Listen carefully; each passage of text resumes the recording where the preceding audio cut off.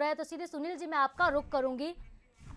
माफ कीजिएगा, दंतेवाड़ा से सुनील जी इस वक्त हमारे साथ लाइव जुड़ रहे हैं। सुनील जी मैं आपका रुख करूंगी। नक्सलियों ने बड़ी चुनौती दी थी प्रशासन के लिए, कहीं ना कहीं बहुत ये डिफिकल्ट रहा था कि कैसे चुनाव शांतिपूर्वक तरीके से कराया जाए। हालांकि कुछ एक चार घटनाएं भी सामने आई, लेकिन नक्सलियों को मुंहतोड़ जवाब भी जवानों ने दिया। क्या कुछ आपने दिन भर में सुनील जी देखा, कैसा रहा ये पूरा मतदान आज का? सबसे पहले तो साधना मैं बता दूं कि बंसल न्यूज़ की टीम ने इस पूरे चुनाव में ज़बरदस्त काम किया और सभी जगहों पर हमारे सभी रिपोर्टर अपनी पूरी मुस्तैदी के साथ जमे रहे, सारी कठिनाइयों के बावजूद, सारी धमकियों, सारे खतरों के बावजूद। और जब मैं जहां दिन भर का हाल बताऊं तो मोटे तौर पर कहा जा सकता है कि जिस छत्तीसगढ़ में जिस बस्तर इलाके में खासकर झीरम घाटी हो, बीजापुर हो, लखमा हो, श्यामपुर हो, अरण गांव हो, इन इलाकों में जहां पर दर्जनों नक्सली वारदातें हो चुकी हैं और यहाँ तक कि आप बड़े बड़े कांग्रेस के नेता हो, चाहे महेंद्र कर्मा हो, चाहे विद्याचरण शुक्ल हो, चाहे आपके भीमा मंडावी हो, पिछले जो विधायक हैं दंतेवाड़ा से, वो विस्फोट में अपनी जान गंवा चुके थे। इसके बावजूद और नक्सलियों ने जगह जगह धमकी दे रखी थी, कई जगहों पर रास्ते काट दिए गए थे, पुल तोड़ दिए गए थे।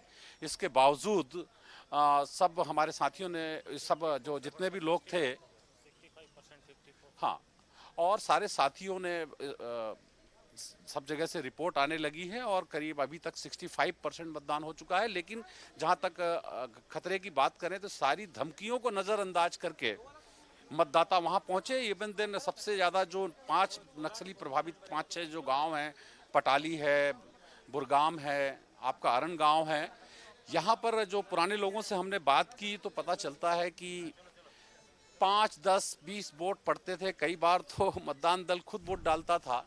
लेकिन यहाँ पर भी बहुत सारे लोग आए, हमें यहाँ फूलमती मिली, तो हमें यहाँ गौतम जी मिले। ये ऐसे लोग हैं कि जो परिवार में अपने परिवार के सदस्यों को नक्सली हमले में खो चुके हैं।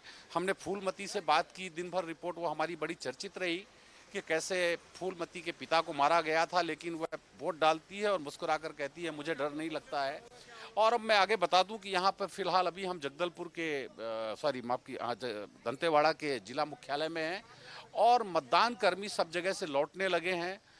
भारी सुरक्षा व्यवस्था है। ये बात मानना पड़ेगी कि पूरे छत्तीसगढ़ में जिस तरह से सुरक्षा व्यवस्था की गई थी वह किसी के लिए भी एक उदाहरण हो सकता है और बड़ी मुस्तैदी से सुरक्षा बलों ने, मतदान दल के कर्मियों ने अपनी जिम्मेदारी निभाई और मतदान दल का लौटना जारी है। और सुखद खबर यह है कि किसी बड़ी अनहोनी की या किसी बड़े हमले की या मतदान दल के पर किसी हमले की जो जिसकी की बहुत आशंका जताई जा रही थी, ऐसा कोई घटना देखने में नहीं आई है साधना जी। लेकिन यही सुनील जी, कहीं ना कहीं 2018 से अगर हम इसको कंपेयर करते हैं, 2018 से सुनील जी कंपेयर करते हैं, तो 6% मतदान कहीं ना कहीं कम हुआ है। क्या इसकी वजह आप देखते हैं?